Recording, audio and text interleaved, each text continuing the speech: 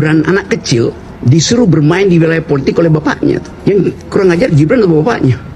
Dia tahu anak ini anak kecil disuruh main di wilayah orang dewasa. Siapa yang kurang ajar, Mbak? Assalamualaikum warahmatullahi wabarakatuh. Pemirsa di seluruh Indonesia, bertemu kembali dengan saya Irma Suryani di Irma Suryani Bicara.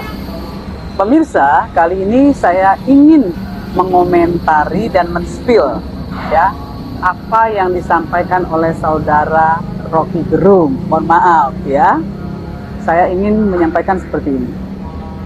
Rocky bilang bahwa Gibran ya bermain di ranah politik disuruh bapaknya. Ya, anak kecil disuruh bermain di ranah politik oleh bapaknya. Nah, sekarang saya ingin jelaskan. Yang pertama, Gibran adalah laki-laki dewasa. Laki-laki dewasa yang berusia 38 tahun, punya istri dan punya anak. Dia berkeluarga, artinya dia bukan anak-anak lagi. Dia laki-laki dewasa, kepala rumah tangga. Dan yang kedua, siapapun bapaknya si Gibran ini, dia punya hak memilih dan dipilih sesuai dengan konstitusi kita. Ketiga, terkait dengan apa yang diputuskan MK, ada 7 hakim, 5 setuju, 2 dissenting opinion.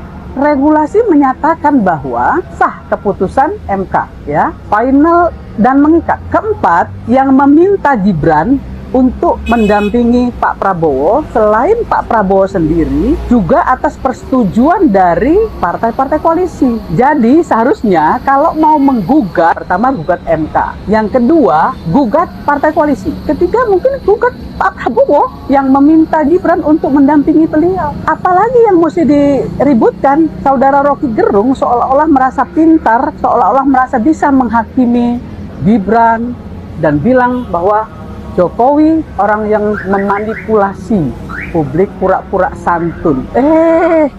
Jangan salah bos, Pak Jokowi memang santun.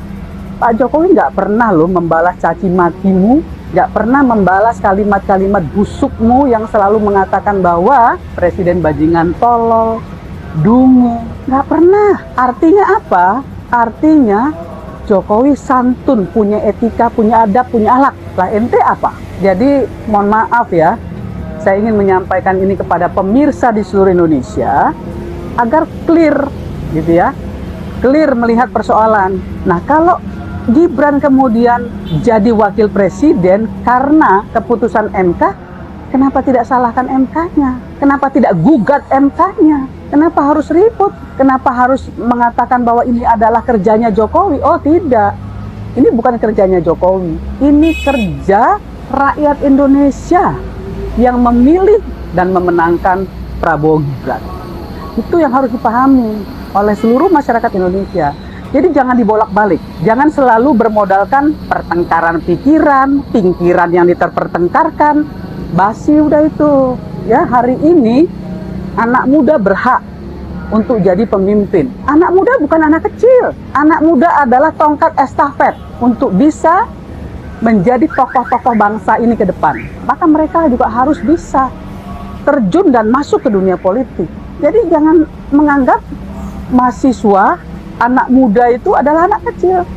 Kalau Anda bicara Gibran adalah anak kecil, artinya mahasiswa yang kemarin yang selalu memberikan kontrol sistem yang efektif kepada pemerintah, itu Anda anggap anak kecil. Nah, kalau Gibran dan mahasiswa Anda anggap anak kecil, Anda anak tua, bocah tua nakal. Begitu. Cukuplah menurut saya ya. Saya mohon maaf ya, saya merasa tergelitik ketika terlalu banyak Anda berkomentar di semua medsos. Kita sama-sama tahulah ya, Anda bisa mengajar di UI tanpa ijazah, padahal UI adalah universitas negeri. Saya nggak mau mempersoalkan itu, tetapi saya ingin menyampaikan kepada Anda bahwa jangan garuk kalau nggak gatel. Jangan mencubit orang kalau nggak mau dicubit. Stop lah, ya. Kalau ingin melakukan kritisi, kritisi. Kritisi program-program pemerintah yang Anda anggap tidak berpihak kepada rakyat. Kritisi program pemerintah yang Anda anggap tidak mensejahterakan rakyat. Kritisi pemerintah jika itu menyengsarakan rakyat. Itu ya sebetulnya yang harus Anda lakukan, gitu ya. Jangan bermodalkan kalimat demi kalimat terus Anda putar-putar ya. Saya kira hanya orang, mohon maaf, seperti yang Anda selalu bilang, hanya orang dungu yang mau Anda dungu-dungungin. Kalau orang pintar pasti nggak mungkin mau didungu-dungungin. Ya, saya kira itu saja yang ingin saya sampaikan kepada pemirsa di seluruh Indonesia. Ya, cukup kita songsong masa depan kita kawal pemerintahan. Kalau kurang kita tambah, kalau berlebih kita minta dikurangi. Kalau tidak mensejahterakan rakyat, ya kita minta pemerintah untuk bertanggung jawab dan mensejahterakan rakyat. Jadi nggak usah menghadap-hadapkan rakyat dengan rakyat, menghadap-hadapkan rakyat dengan pemerintah. Saya kira persatuan dan kesatuan bangsa ini perlu dirajut, bukan malah dicerai-beraikan. Tadi kita perhatikan dulu, sepanjang awal tadi Pak Dirut itu mengatakan identik. Jadi hanya mengidentifikasi ini sama dengan ini.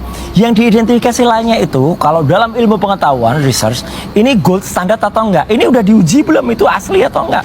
Jangan sampai kemudian yang ini sama produksinya. Jadi diproduksi dulu yang sama, kemudian dibandingkan. Ya sama. Anda bilang bahwa identik itu tidak langsung menyatakan Tidak bahwa langsung dokumen itu asli. otentik. Yes, clear. Dan tadi kita dengar satu lagi tadi pendapat dari orang waras ya, yang mengatakan ini belum final. Orang warasnya siapa sih? Tadi ada wawancara di Pak Refli kan? Aha. Nah, jadi itu clear. Ini belum final, Mas. Jadi yang final itu adalah pengadilan.